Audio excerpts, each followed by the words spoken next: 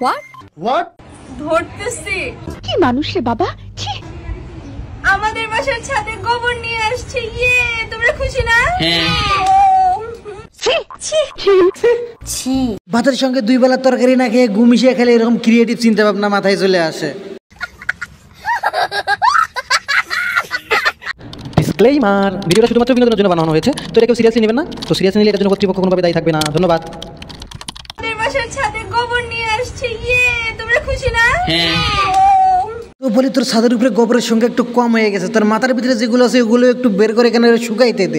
গোবরের পরিমাণটা একটু হলেও বেড়ে যাবে, তাতে তোর মায়ের রান্না করতে সুবিধা হবে।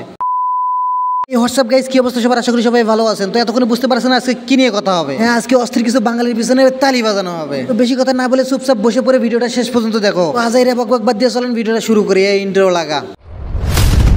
Are you ready? Ladies and gentlemen, please welcome. তোমার ছেলে আওয়ামী লীগ করে মা, তাই তোমার ছেলের অনেক শত্রু মা।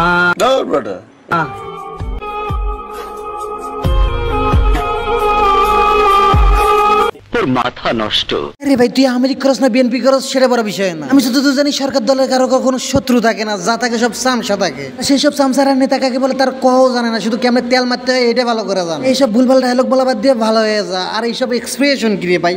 তুই আওয়ামী লীগ করস না বিএনপি করস সেটা মাঠে যায় করবি, তুই টিকটকে কি করস? এটা বাসা একটা লাথি মারমো, আওয়ামী লীগ করস না বিএনপি করস সবকিছু বুঝলা যাবি। এখানে 2 ইঞ্চি নিচে এমন একটা চটকানা মারমো, সেখানে শুধু কনসার্ট বাজবো। সেই কনসার্টে একটা শুধু গান বাজবে, কোথায় আছে কেমন আছে মা। আজকে 7 দিন পর আমি ঢাকা থেকে বাড়িতে আসছি, তাতে আমার বাল ছেঁড়া গেল। তোর মতো গরিব টিকটকার সাবরি ঢাকায় থাকলো না বাড়িতে থাকলো, তাতে আমার বাল ছেড়া গেল। তোর মতো বোকা দোসারা দিয়ে কোনো কিছু লাভ হইব না, তুই শুধু ভিউজুরি করতেই পারবি। আর কেমনে পাবলিক রে ঠকাইয়া সিম্পেথি নেওয়া যাবে এটাই ভালো বুঝবি। পাবলিক এতটা বোকা না, আজারে সিম্পেথি বাদ দেওয়া ভালো হয়ে যা। গাইস, এই সুররে নিয়ে আমার একটা ভিডিও আছে, যদি কেউ দেখতে চাও তাহলে অবশ্যই আমার চ্যানেল থেকে ঘুরে আসতে পারো। ভিডিওটা দেখার পর অবশ্যই আপনারা কোনো কনফিউজ থাকবে না কেন আমি তাকে ভিউসর বললাম।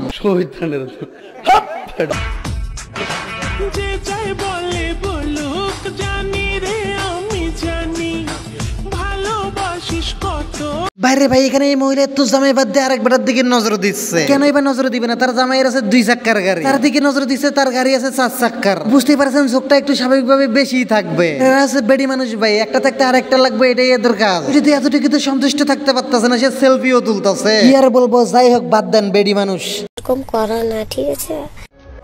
জীবনে সেই জায়গায় পৌঁছাবো যেখানে মানুষ আমাকে ব্লক নয় সার্চ করবে।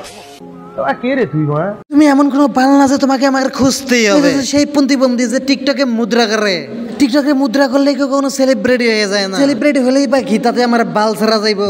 তোমার মতো টিকটকার আমি বালও মনে করি না, আর অন্য কিছু তো দূরের কথা। খতম, bye bye, tata, good bye, Gaya. Guys, এই দেখেন আমি আখ খাচ্ছি, আর এটা হচ্ছে আমি চুরি করে এনেছি। কি মানুষ রে বাবা, ছি। জমির নানার এটা কি বলে যারা আখ কি ক্ষেত, আখ কি তো ক্ষেত, আখ ক্ষেত থেকে চুরি করে এনেছি। এবার এটাকে খাবো। সেন্ট্রি, ওকে হাজতে বন্দি করো। সদ দিলে আরেক সদ জায়গা থাকবো না, সে এসে ব্লক করতে। আবার যেমন তেমন ব্লক না, আখ চুরির ব্লক। ঠিক করে আখ খেতে বলতে পারে না, সে আবার এসে ব্লক করতে। আসলে একটা কথা আছে না, অল্প বয়সে পাকিলে বাল দুঃখ থাকে চিরকাল, এদের অবস্থা হচ্ছে এরকম। মামনি এইসব বাদ দিয়ে একটু পড়াশোনাটাও করো, তোমাকে উচ্চারণ গুলো ভালো করে করতে পারবা, তারপরে না ব্লক করো। Oh God, please, no, no!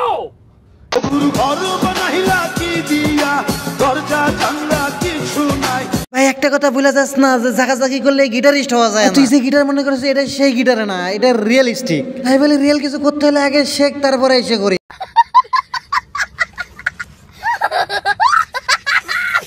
বিশ্বাস করেন রাসেল ভাই, আমরা বাঙালিরা পারি না এমন কোনো কাজ নেই। বাঙালির এই বিনোদনের জন্য যদি কোনো নোবেল দেওয়া থাকতো তাহলে অবশ্যই এরাই পাইতো, কারণ এরা এমন এক ব্যক্তি, এরা শুধু অস্কার নেয়, বেশি কিছু ডিজার্ভ করে পিছন সাইডে।